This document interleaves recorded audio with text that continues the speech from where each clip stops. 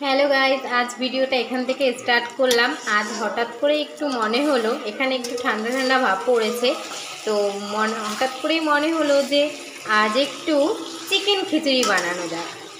তো দেখতেই পাচ্ছ চিকেন সবাই যেভাবে বাড়িতে বানায় সেটা আর বললাম না, সেভাবে বানিয়ে নেবে। আর এখানে আমি সাথে নিয়েছি, আর এখানে দেখতেই পাচ্ছ যে আমি চাল নিয়ে নিয়েছি আর মসুরির ডাল নিয়ে নিয়েছি, ঠিক আছে। এবার এই চালটার মধ্যে আমি ওই চিকেনটাকে ঢেলে দেব। সব চিকেনটুকু আমি এবার এটার থেকে তুলে নেব, তুলে নিয়ে প্রেসার কুকারের মধ্যে দিয়ে দেব। পুরো ভিডিওটা না দেখলে কিন্তু বুঝতে পারবে না যে চিকেনের খিচুড়িটা কেমন টেস্টি আর সুস্বাদু হয়। যারা ভাবছো বাড়িতে বসে কিভাবে বানাবে চিকেন খিচুড়ি, তাদের জন্য এই রেসিপিটা খুবই সুন্দর। সেটাও দেখিয়ে দিলাম তোমাদেরকে।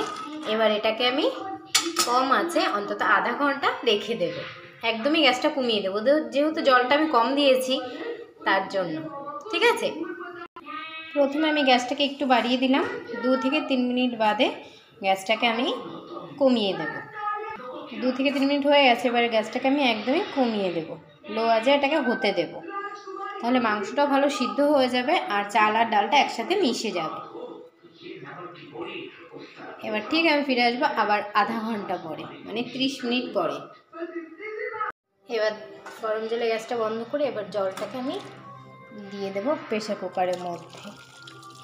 অল্প অল্প করে, দেখো কালারটা কতটা মিষ্টি এসছে, দেখতেই পাচ্ছ। অল্প অল্প করে দেবো, যেহেতু জলটা চাল আর ডালটা একসাথে মিক্সড হয়ে গেছে, তার জন্য এখানে অল্প অল্প করে জল দেব। আন্দাজ বুঝে তোমরা জলটা দেবে। কড়াইয়ের মধ্যে দিয়ে দিলাম তেল,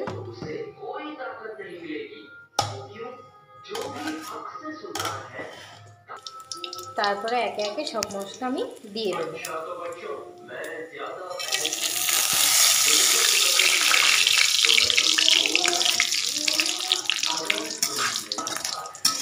এটা একটু নাড়াচাড়া করে নেব। এবার এটার মধ্যে আগে থেকে মশলা যেটা করা আছে, করে রেখেছিলাম, সেটাকে দিয়ে দেবো এটার মধ্যে।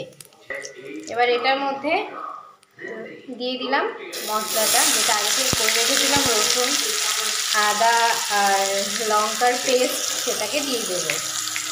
ঠিক আছে, এটাকে দেওয়া হয়ে গেছে, এটাকে একটু নাড়াচাড়া করে নেব। 2 থেকে 3 মিনিট এটাকে একটু নাড়াচাড়া করে নেব।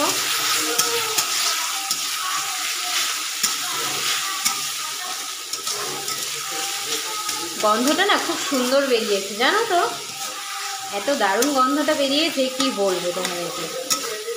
যাদের যাদের খিচুড়িটা খেতে ভাবছো বাড়িতে বানাবে, খাবেও, তার জন্য ঝটপট বানিয়ে ফেলো আমার এই চিকেন খিচুড়ি রেসিপিটা। খুবই সহজে আর ইজিলি বানানো হয়ে যায়। ভালো করে মশলাটাকে একটু কষিয়ে নেবো, আর একটু মশলাটাকে কষানোর পরে এটার মধ্যে আমি, তো দেখতেই পাচ্ছ মশলা থেকে তেলটা অলরেডি ছেড়ে দিয়েছে। এবারে আমি এটার মধ্যে খিচুড়িটা দিয়ে দেবো। খিচুড়িটাকে এবার পুরো খিচুড়িটাকে দেবো, আর আগে থেকে ভেজে রাখা আলুটাকে দিয়ে দেবো। আলুটাকে দিয়ে আবারও একটু নাড়াচাড়া করে নেব। দেখো কালারটা কতটা সুন্দর এসছে না, আমাকে কমেন্ট করে জানিও কার কার খেতে ইচ্ছা করছে।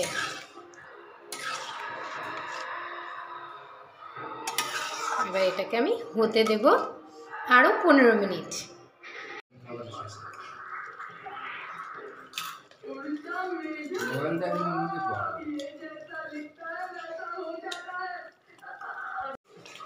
তো দেখতেই পাচ্ছ আমার খিচুড়িটা হয়ে গেছে। এবার নামানোর আগে আমি এখানে একটু গরম মশলা দিয়ে দেবো, আর এখানে একটু ঘি দিলে আরও ভালো হতো, যেহেতু তোমাদের দাদাভাই পছন্দ করে না, তার জন্য আমি ঘিটা এখানে দেবো না।